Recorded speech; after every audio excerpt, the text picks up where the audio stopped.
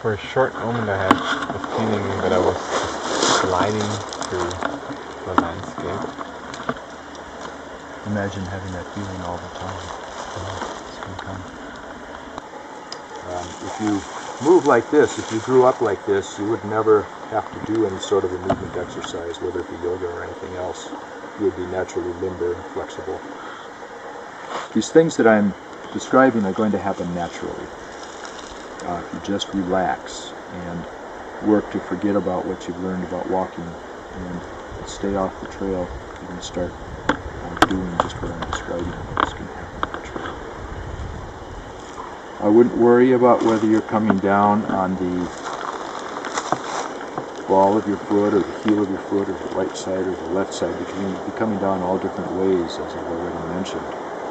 Typically, you're going to be more on the ball of your foot than on the heel of your foot because of the way the terrain lays. It also gives you an extra joint. When you come down on your heel, your knee is the only joint that can absorb shock. If you come down on the ball of your foot, you've got two joints here that can move and absorb shock.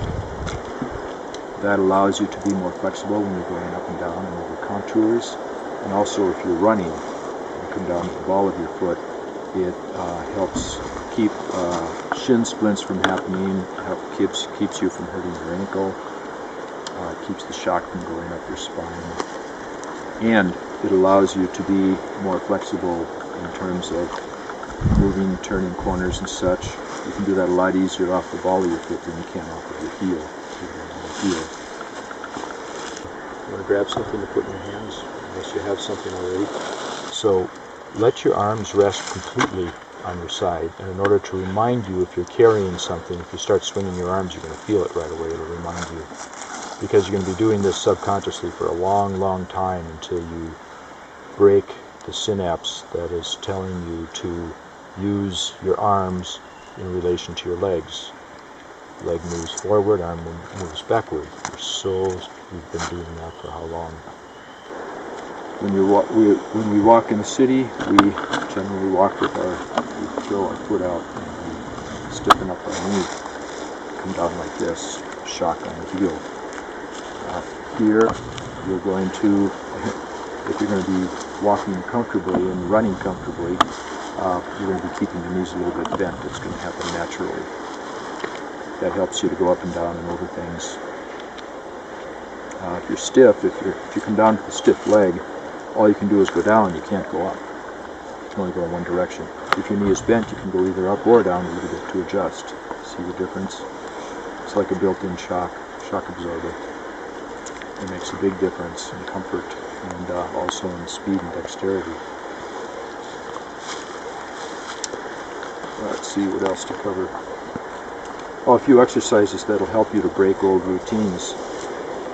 When we start walking, we typically, because we walk like this, we need to lean into our walk before we hit the ground. So usually the upper torso is moving before we move our leg. The way you're going to be learning to walk here, you're going to be extending your foot first. You're not going to commit yourself to your step because you don't know what the next step's going to be. It depends upon how the terrain goes. So you're going to be walking more bent-legged. You're going to be walking with probably smaller steps, because when you don't have your legs stiff, you cannot take as long a step. Also, when you have your legs stiff and you're leaning into the step, you've already committed yourself. You can't stop. If you see something there that you don't want to step on, it's too late. But if you're relaxed and bent-kneed, you can put your foot out, and, oh, I don't want to step there. You step over a little bit. You keep adjusting as you go. Every step is different.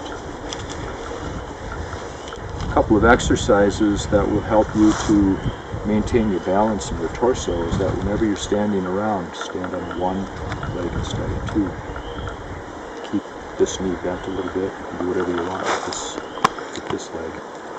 A good thing to do is to throw it out on one side, throw it on the other side. Tuck it behind you. It makes it more difficult if you tuck it behind you, because you're not relying on this leg to catch you if you're standing for a while. Stand for a while until it hurts. Go down, up, go up in the ball of your foot, come down. Just vary it all you want.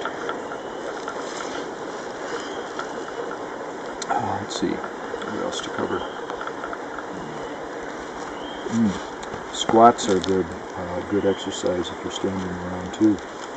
Squat, you can squat on one leg all together, squat on one leg and then the other leg. When you're sitting around talking like this, vary between squatting like this, sitting cross-legged. Sitting cross-legged works very well because it's stretching out your tendons. Practice getting up on one leg instead of two, and practice squatting again. When you're going through, doesn't matter, any terrain, work to not touch anything, to not have your body touch anything.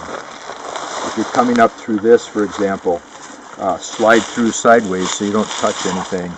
Step over this, step around this. The less you can touch, the more attuned you are, the more aware you are of your surroundings, and the less disturbance you're going to make. Every time you touch and brush on something, you're sending out a shock wave, a sound wave, or a vibration wave if it's something on the ground that's alerting the animals around you.